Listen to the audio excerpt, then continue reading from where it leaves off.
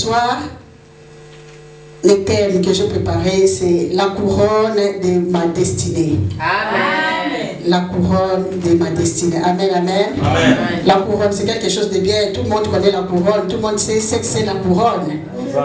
Hein, c'est un objet, c'est quelque chose que nous connaissons tous. C'est quoi la couronne? Les rois, ils ont tous cette parure sur la tête, hein, pour montrer la dignité, l'honneur, pour montrer leur haute dignité. Amen. Amen. Et aujourd'hui, le Seigneur va nous parler par rapport à cette couronne. Nous, notre couronne, en tant qu'enfants de Dieu, ce n'est pas la couronne que le monde peut nous donner. Amen. C'est la couronne que le Seigneur a préservée pour nous. C'est ce que nous allons découvrir. Amen. Donc, comme je disais, la couronne, c'est cet objet en forme de cercle qu'on fait porter, même quand on fait le concours de Miss, nous voyons celle qui gagne, on lui fait porter cette couronne pour montrer que c'est elle qui est à l'honneur. Amen. Amen. Et de même, les rois, les reines, voilà, ils ont souvent cette couronne-là. Mais Bissoba n'a jamais pu la couronne. Nous avons la couronne sous nos têtes bien-aimées. On peut être persuadé que le Seigneur nous a couronnés. Amen. Amen. Et la destinée, comme j'ai dit, le thème c'est la couronne de ma destinée. Je peux définir la destinée comme un appel, la vocation, ton appel à toi, ta vocation, ton parcours de la vie, la finalité de ton parcours. C'est ça ta destinée, bien-aimé. C'est à quoi le Seigneur t'a appelé à faire dans la vie. La course, la cause de ta course, c'est ça ta destinée. Amen. Amen. Voilà, nous allons lire dans les livres de Jacques. Si nous avons nos Bibles, nous allons ouvrir dans les livres de Jacques, chapitre 1er. Et on va commencer d'abord par le verset 12, après on pourra remonter après. Amen. Ça va faire un peu de désordre de penser comme ça. Aujourd'hui, on va travailler un peu comme ça. Amen. Amen. Voilà, nous sommes dans les livres de Jacques. Jacques chapitre 1er. Et nous commençons au verset 12.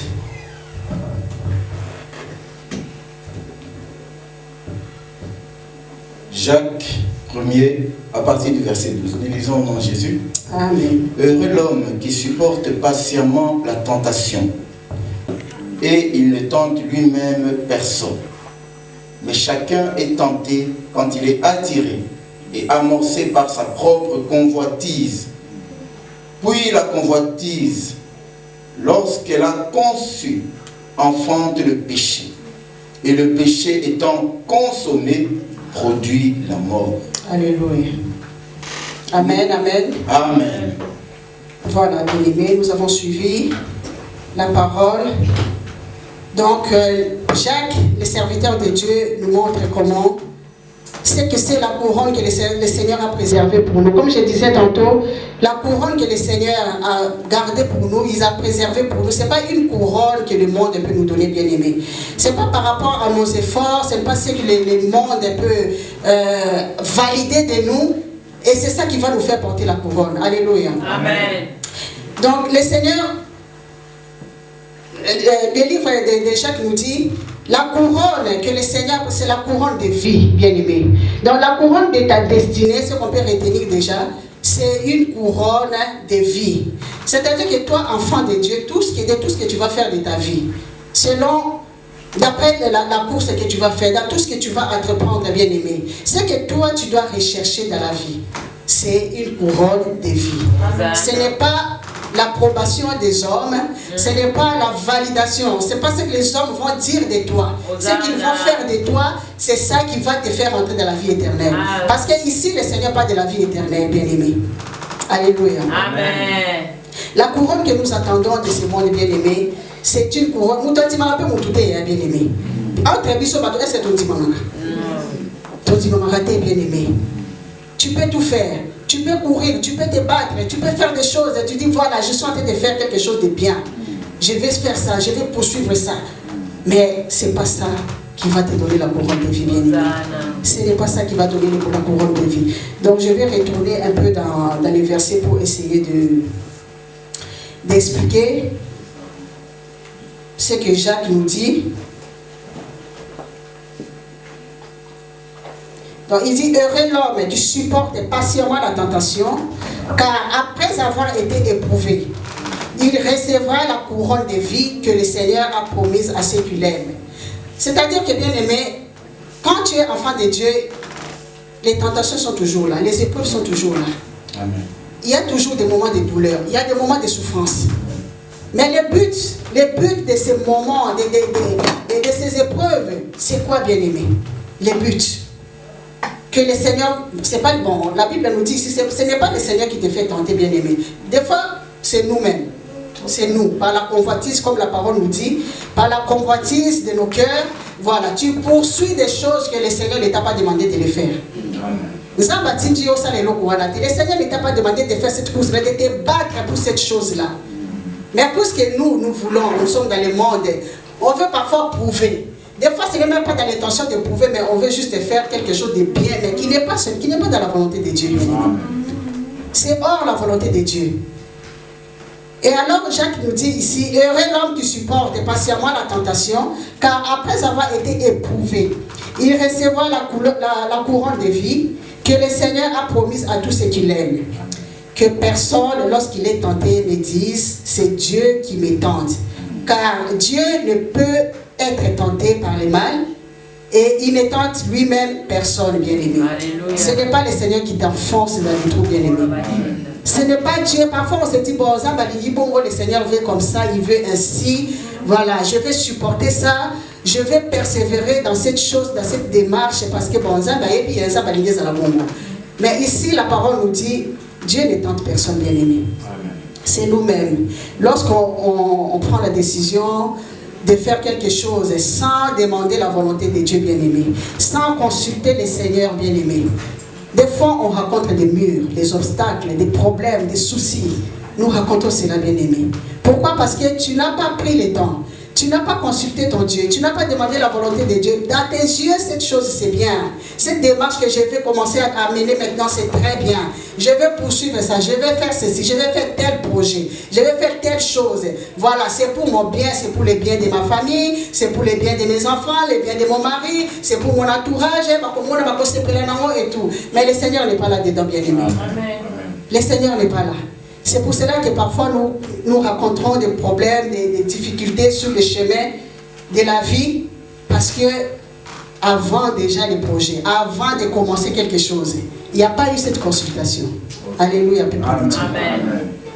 Il n'y a pas eu cette consultation, bien-aimé. On n'a pas consulté le Seigneur.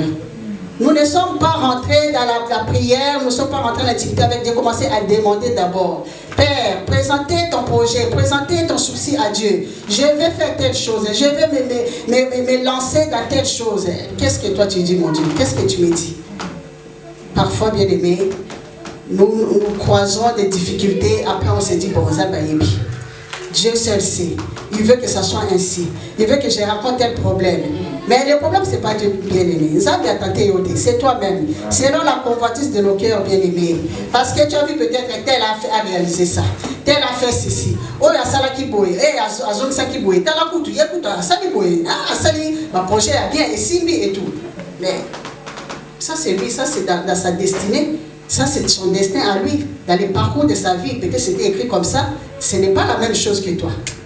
Alléluia. Amen. Ce n'est pas dans ta destinée, bien-aimé. Ça ne rentre pas dans le projet que Dieu a conçu pour toi, bien-aimé.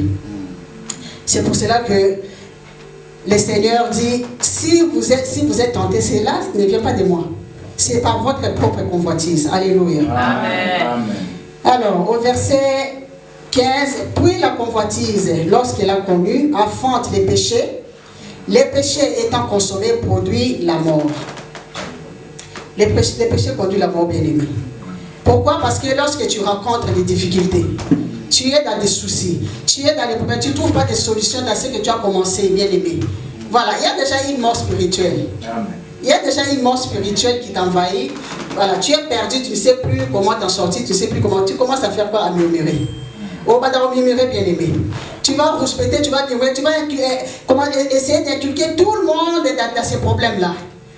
Tu crées la mort. Il y a une mort autour de toi parce que c'est toi qui as commencé un projet sans consulter ton Seigneur. En tant que chrétien, en tant qu'enfant de Dieu, au bandit projet, au consulter embêté. Mais maintenant, tu vas entraîner tout le monde. Tu vas créer cette mort-là parce que les gens ne sont plus en paix autour de toi. Il n'y a plus la joie. Puisque toi, tu n'es pas bien. Voilà, tu ne trouves pas de solution. Tu ne trouves pas d'issue pour ton problème, bien-aimé. Alors, les gens autour de toi deviennent crispés aussi. Est-ce que dans la réalité de la vie, ce sont des choses qui se passent quand même, non? Amen. Amen. Amen. Voilà.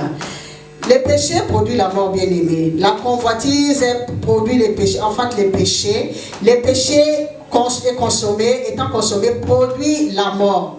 On sait tous que le salaire du péché, c'est la mort. Alléluia. Amen. Ça, la Bible, tout le monde répète ça comme une chanson. Le salaire du péché, c'est la mort. Mais tout le monde tombe aussi dans cette mort-là facilement. Hein. Tout le monde tombe dans cette situation facilement. Amen, bien-aimé. Amen. Ne vous y trompez pas, mes frères bien-aimés. Toute grâce excellente et tout don parfait descendent d'en haut, du Père des Lumières, chez lesquels il n'y a ni changement, ni ombre de variation. Amen. Alléluia. Amen. Toute grâce excellente, bien-aimés. Toute grâce excellente et tout ce que le Seigneur a fait a pour nous, le projet qu'il a pour nous, il a conçu pour nous, c'est de déverser sa grâce sur nous, bien-aimés. Les délices, là, ce qu'on cherche dans le monde, c'est ce n'est que dans les mains du Seigneur, bien-aimé. Lorsque toi, tu lèves les yeux vers les cieux, tu tends les mains vers les cieux, tu demandes à Dieu, tu présentes à Dieu tes soucis, tes problèmes, bien-aimés. Tu n'auras qu'une grâce qui est excellente. La grâce qui va déverser, le Seigneur va déverser sur toi, c'est une grâce qui vient d'en haut, de la lumière, bien-aimé. C'est cette lumière-là qui va conduire ton chemin, qui va éclairer ton chemin, qui va te dire, mon fils, ne prends pas ces chemins, n'entreprends pas ces chemins, ne fais pas telle chose, ne te conduis pas comme ça. C'est la grâce excellente de Dieu, bien-aimé. Alléluia. Amen. Il nous a engendrés selon sa volonté par la parole de vérité. On nous a prêché ici Jésus-Christ est la vérité. Et papa avait expliqué comment Jésus est la vérité. Alléluia. Peut-être ton boss a dit déjà matin il y a la semaine passée. Jésus-Christ est la vérité. Amen. Il est le chemin, la vie et la vérité. Amen. Amen. Afin que nous soyons en quelque sorte les prémices de ces créatures. Amen. Amen. Bien aimé, Toza Bananzambi. Toza. Le Seigneur nous a créés un peu moins supérieurs à lui. Après Dieu, c'est nous. Amen. Après Dieu, c'est nous. Donc le projet que le Seigneur a pour nous, bien-aimés, ce n'est que le projet de paix et de bonheur. Ce n'est que des bonnes choses que le Seigneur a gardées pour nous. Amen. Ce n'est que des produits délicieux là que le Seigneur a gardés pour nous. Amen. Mais lorsque nous rencontrons des problèmes, bien-aimés, lorsque nous sommes confrontés à des problèmes, quand il y a des difficultés, des épreuves, tu te dis, mais comment ça se fait?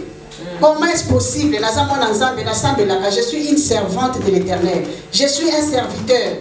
Pourquoi il y a ci, pourquoi il y a ça, bien-aimé? Et nous avons la réponse, bien-aimé. Parce que tu n'as pas consulté.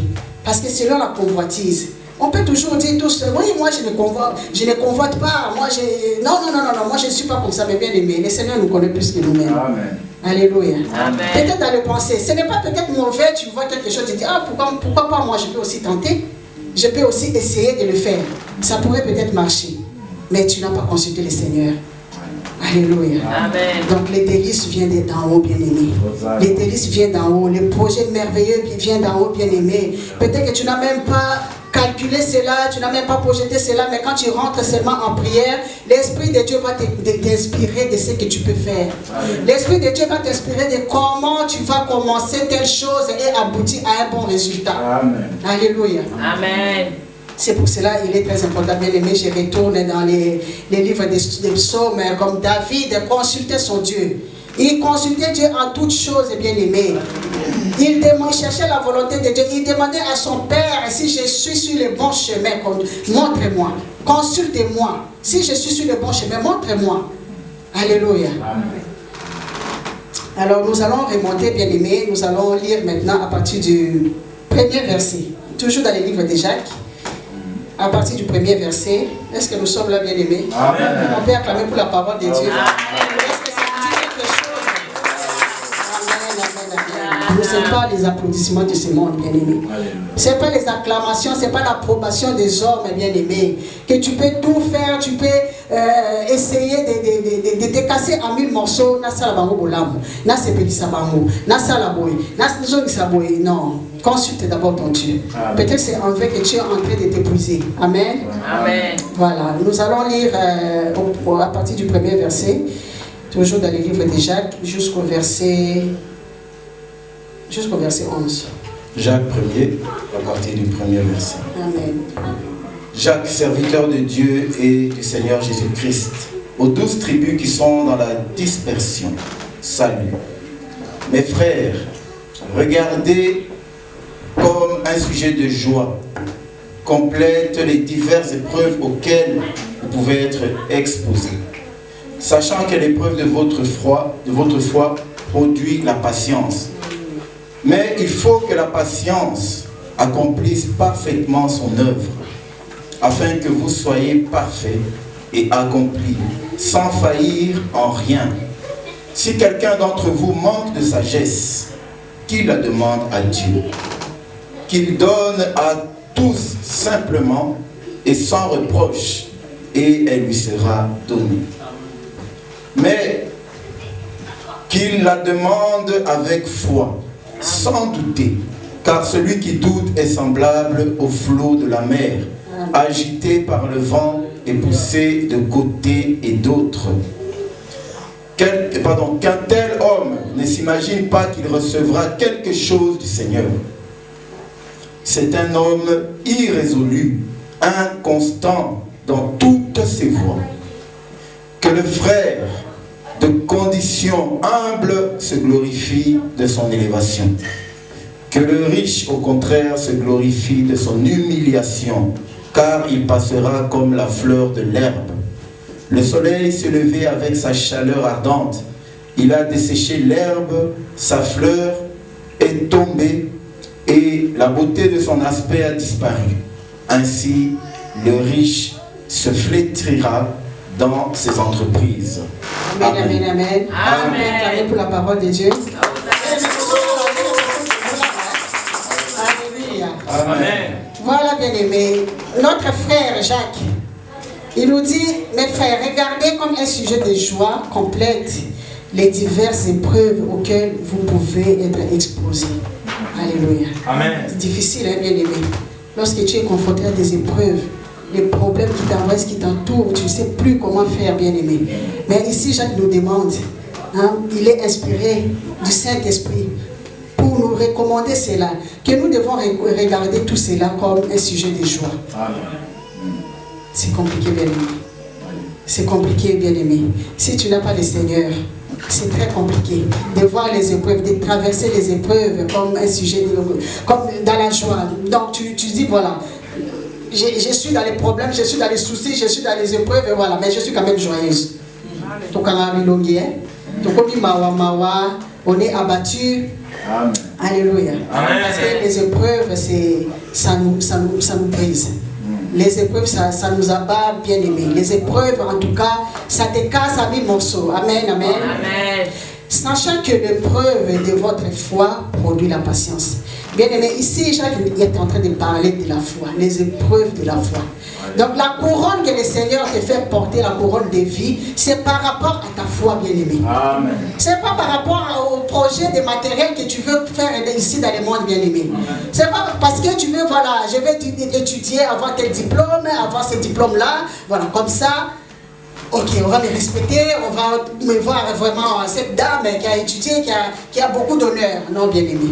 Ici, les épreuves dont Jacques nous parle, c'est l'épreuve de la foi. Amen. Alléluia. Amen. C'est l'épreuve de la foi, l'épreuve de ceux qui aiment Dieu, l'épreuve des enfants de Dieu, bien-aimés.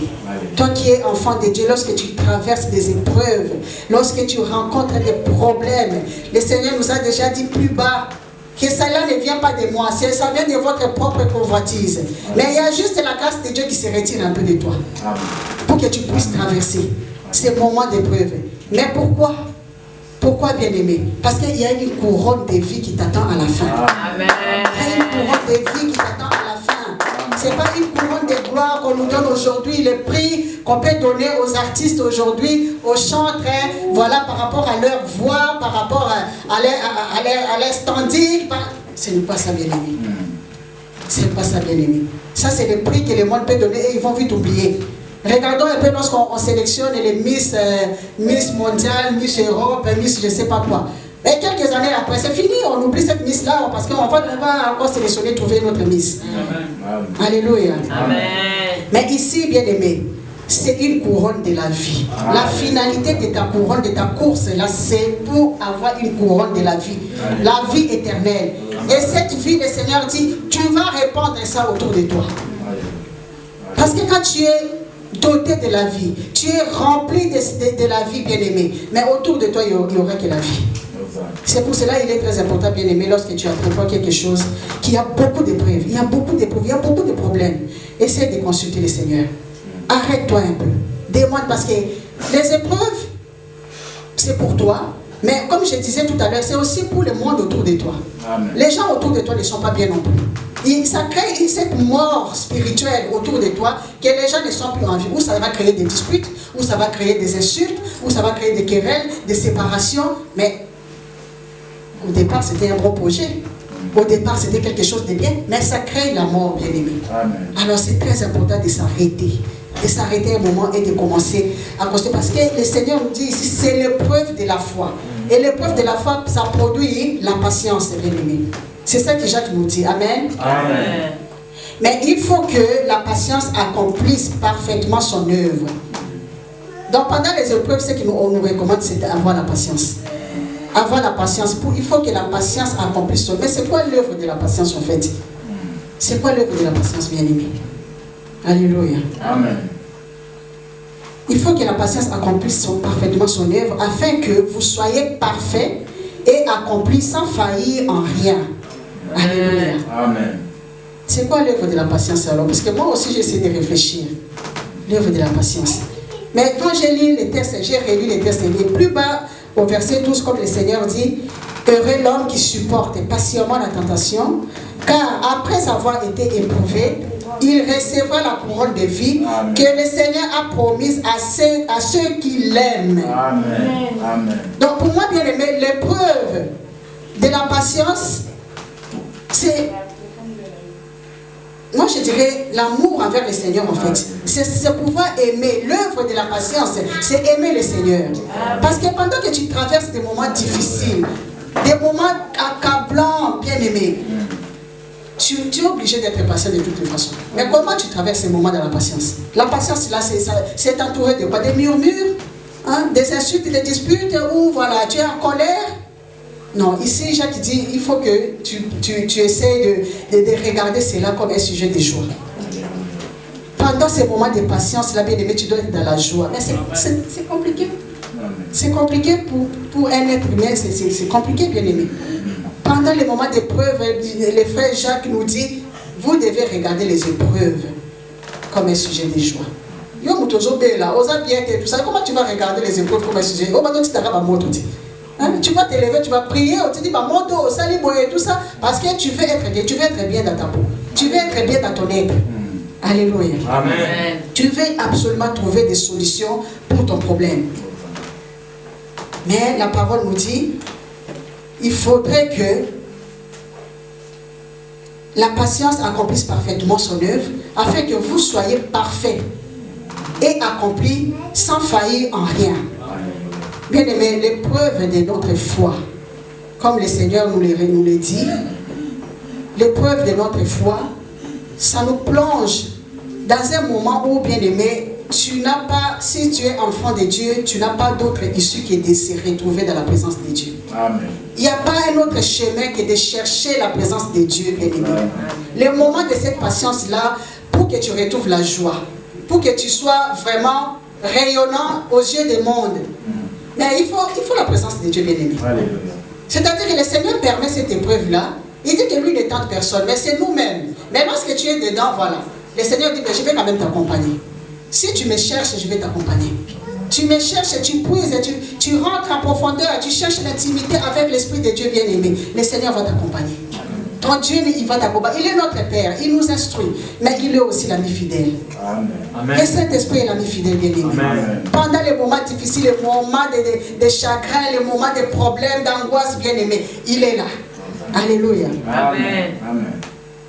C'est-à-dire que le moment de patience, c'est la patience que la parole nous recommande ici, bien aimé, c'est d'aimer le Seigneur. Mais c'est quoi aimer le Seigneur? C'est quoi aimer le Seigneur? C'est quoi aimer le Seigneur, bien aimé? Pour que ta patience soit accomplie et qu'elle soit parfaite. Amen. Amen. Aimer le Seigneur, bien aimé. Pour moi, en tout cas, tu dois demeurer dans la présence de Dieu.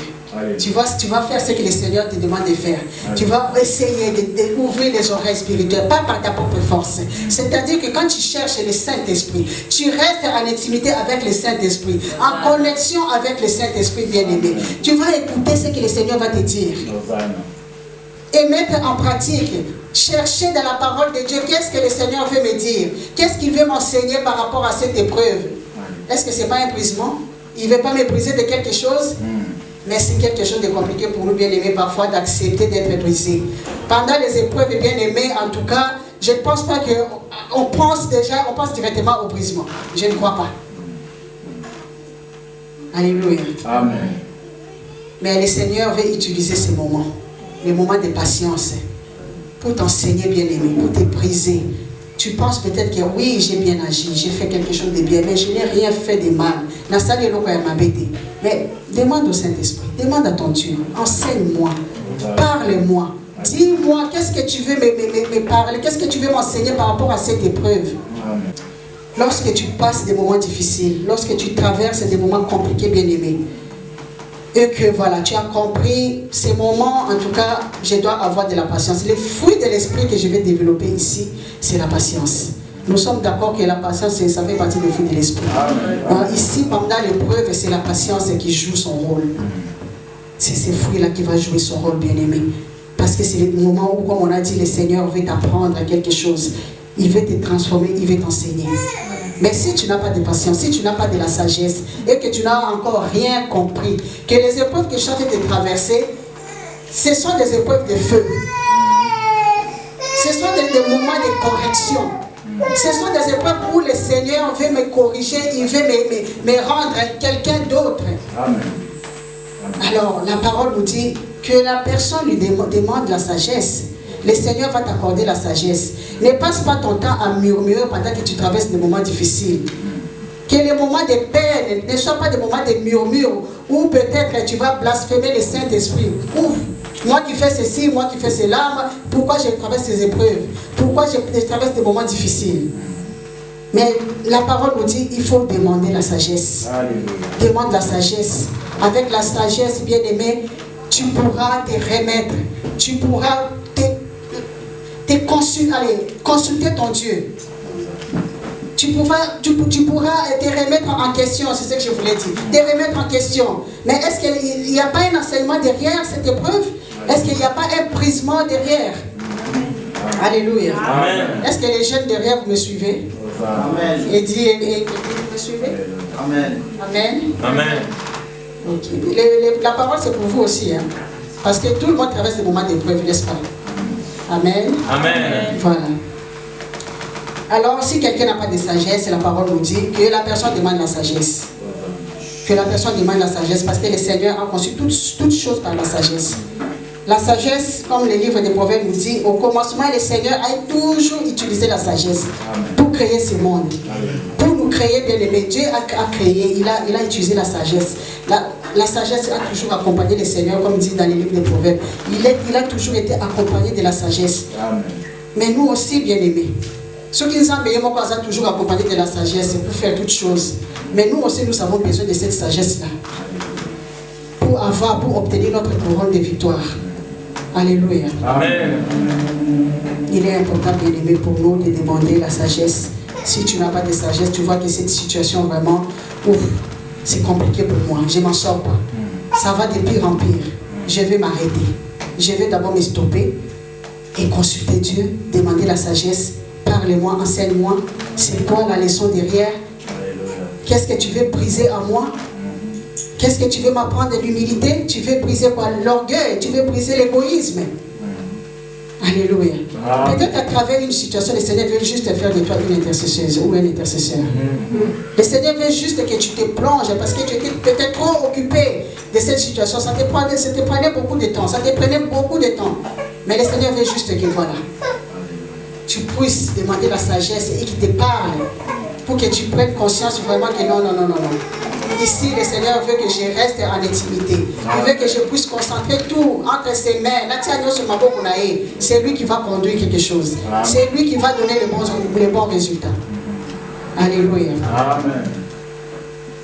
Est-ce que nous sommes là, bien-aimés? Amen. Avec la parole de Dieu.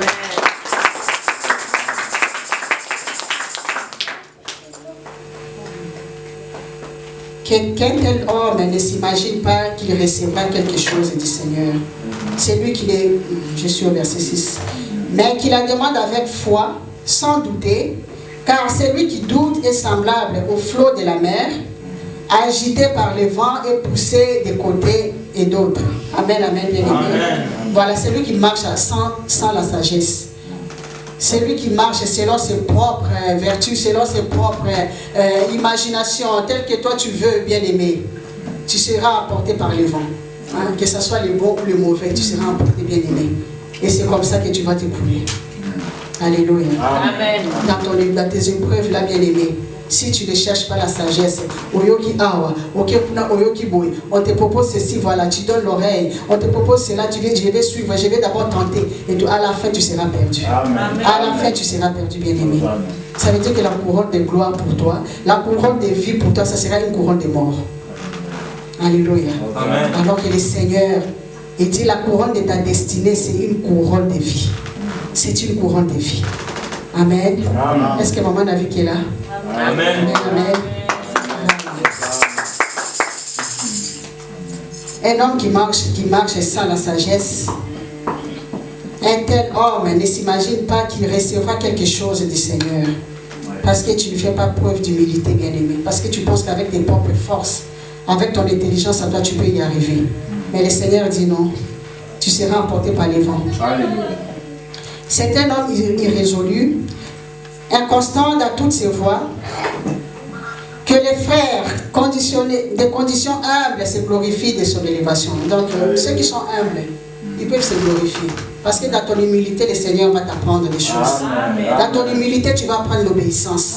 Dans ton humilité, tu vas prendre le brisement. Tu vas accepter que je suis parfois en tort. Alléluia. Je ne suis pas toujours là, quelqu'un qui connaît tout, quelqu'un qui fait toujours tout bien, voilà. Parce que moi, en tout cas, j'ai la conviction et le Saint-Esprit est en moi. Je connais tout, j'ai fait tout bien, tout va bien. Non, bien aimé. Il n'y a pas d'homme parfait. Amen. Alléluia. Amen. Donc ça veut dire que toi, tu marches selon ta sagesse à toi. Tu te dis, je suis sage, je connais tout, je fais tout bien, je marche bien, je fais toujours bien autour de moi. Et c'est pas ça, bien aimé. Le Seigneur, ici, le Seigneur dit, en tout cas, cet homme, il n'aura rien de la part du Seigneur. C'est pourquoi il est important, bien aimé, de retourner. Pendant les moments des épreuves, de retourner, de s'arrêter et de consulter son Seigneur. Amen. Amen. Amen. Que les humbles verront l'élévation, que les riches, au contraire, se glorifient de son humiliation. Tu étais trop... Tu as dit vraiment, moi, dans ta tête là, les projets que tu entreprends, tu te vois déjà là, au-dessus. Au-dessus de tous. Mais le Seigneur dit, ça sera une chute libre. Alléluia. Amen. Parce que tu ne veux pas chercher la sagesse. Toi-même, tu t'es enfoncé dans les épreuves. Et le Seigneur te laisse dans ces épreuves pour t'apprendre. Mais malgré ça, tu ne consultes pas le Seigneur. Tu ne veux pas faire preuve d'humiliation. D'humilité, pardon. Tu ne veux pas faire preuve d'humilité. Alors, qu'est-ce que tu vas chuter? Tu vas t'écrouler. Nous devons faire attention, bien-aimés. Alléluia, alléluia. Amen.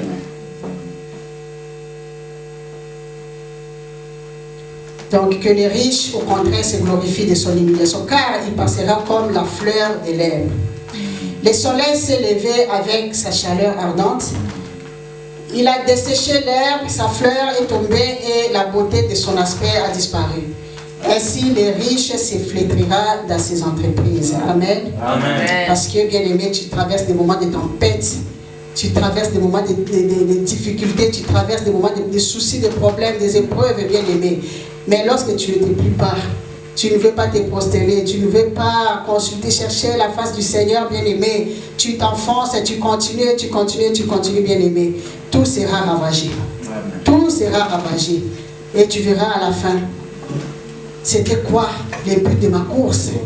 C'était quoi le but de mon travail, de ce que j'ai transpiré, j'ai sué pour ça? C'était quoi le but? C'était quoi le but? Or, le Seigneur dit, les épreuves ici, c'est les épreuves de ta foi. Donc, ce que nous devons chercher, bien-aimés, premièrement, c'est d'abord les choses d'en haut, bien-aimés. C'est d'abord les choses d'en haut. La parole dit, affectionnez-vous aux choses d'en haut. Ce n'est pas le bien de ce monde, bien-aimés. Parce que le bien de ce monde, ça va nous séparer. Ça va nous casser à 1000 morceaux, bien-aimés. Nous allons nous épuiser pour rien. À la fin, ça va s'écrouler, bien-aimés. Quand il y aura la tempête, il y aura les vents et vagues, bien-aimés. Ça va ravager tout cela. Amen. Mais si tu veux porter ta couronne de vie, bien-aimé, tu veux porter la couronne de ta vie, bien-aimé, c'est dans les choses d'en haut. Il faut chercher les choses d'en haut, bien-aimé. C'est ça le but de ta destinée. C'est ça le but de preuve de ta destinée, bien-aimé. Dans ton chemin ici, par terre, sur la terre, bien-aimé, ton parcours sur la terre, ce que tu dois chercher, c'est d'abord les choses d'en haut. Alléluia. Amen. Parce que lorsque tu portes la couronne de vie, bien-aimé, n'est-ce pas que tu donnes aussi la vie autour de toi? Tu donnes la vie autour de toi sans le vouloir. Sans le savoir, tu vas donner la vie autour de toi. Toi-même, tu as la vie. Mais tu portes cette vie-là dans ta famille. Tu vas porter cette vie autour de toi. Dans ton travail, tu vas porter cette vie. Là où tu fais tes activités bien-aimées, ça sera la vie. Ça sera la vie. Le monde autour de toi, ils vont retrouver la joie. Quand cette personne est là, on est toujours bien. On sourit, il y a toujours la joie, il y a la paix. Parce que cette couronne, tu es couronné de la vie, bien-aimée. Arrêtons de courir pour les choses de ce monde, bien-aimé. La couronne de ta destinée, ça ne dépend pas de ce que nous faisons ici, bien-aimé, chercher tout ce que nous voulons, la richesse, les matériels et tout. Ce n'est pas ça la course, bien-aimé. Ce n'est pas ça qui va nous faire porter la couronne, bien-aimé. La couronne de ta destinée, c'est la couronne de vie. C'est savoir apporter la vie. C'est savoir donner la vie, bien-aimé. C'est savoir prier pour les autres, pour qu'ils retrouvent la vie. C'est être cette intercesseuse-là, quand elle s'élève, quand elle ressent quelque chose, elle apprend quelque chose, elle va se lever, prier pour que l'autre puisse avoir la vie. Et c'est ainsi que le Seigneur, c'est Dieu qui nous couronne, bien-aimé. Ce n'est pas le monde. Tu n'as pas besoin de crier, tu n'as pas besoin de le dire à haute voix ou faire des rapports. Oui, on peut donner des témoignages. Hein? On peut donner des témoignages. Mais on n'est pas là pour rechercher l'approbation du monde, bien-aimé. On n'est pas là pour chercher que Bandi, Mabiso, Kaka, oui, la salle qui boye et tout ça. Oui, bon, quand je fais ça, bon, je vais faire remarquer que voilà, c'est moi qui ai fait ça. Ce n'est pas nécessaire, bien-aimé. Parce que la couronne de la vie, la couronne de vie, ça dépend de ta foi, en fait. C'est la cause de ta foi. Alléluia. Amen. Nous devons nous affectionner des choses d'en haut, bien-aimés. Nous devons regarder autour de nous si vraiment les projets, si le travail que j'ai fait, même si je suis maçon ou je suis électricien, mais lorsqu'on me dit, voilà, tu n'as pas bien fait ce travail-là, ce n'est pas toujours l'appel ici dans les ministères, bien-aimés. Même dans la vie courante, ce que tu fais, si ça n'apporte pas la vie. Si ça n'apporte pas la vie. Mais consulte le Seigneur. Vie éternelle, bien-aimé. La vie éternelle. La mort ne peut pas envahir au milieu de nous, bien-aimés.